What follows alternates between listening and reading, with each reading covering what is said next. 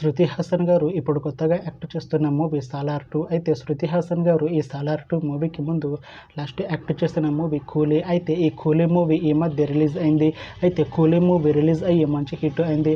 అయితే కూలీ మూవీతో శృతి హాసన్ గారికి ఒక మంచి హిట్ వచ్చింది. అయితే శృతి హాసన్ గారు కూలీ మూవీ రిలీజ్ తర్వాత కాస్త టైం గ్యాప్ తీసుకొని ఇప్పుడు మళ్ళీ ఈ సాలార్ 2 మూవీలో యాక్ట్ చేస్తున్నారు శృతి హాసన్ గారు.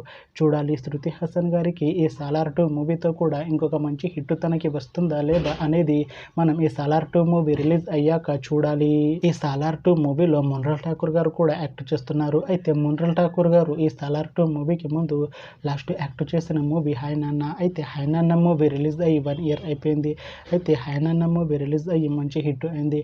అయితే హాయ్ నాన్న మూవీతో మున్రల్ ఠాకూర్ గారికి ఒక మంచి హిట్ వచ్చింది.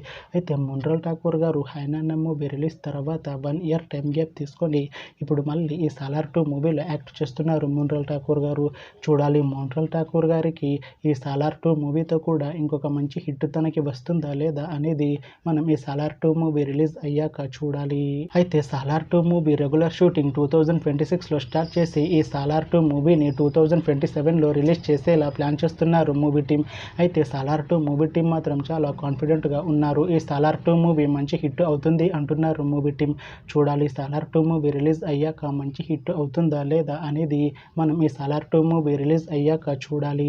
Thanks for watching this video friends. మీకు ఈ వీడియో నచ్చితే ఈ వీడియోని లైక్ చేయండి. ఇంకా ఇలాంటి మూవీ అప్డేట్స్ కోసం ఈ ఛానల్ని సబ్స్క్రైబ్ చేసుకోండి.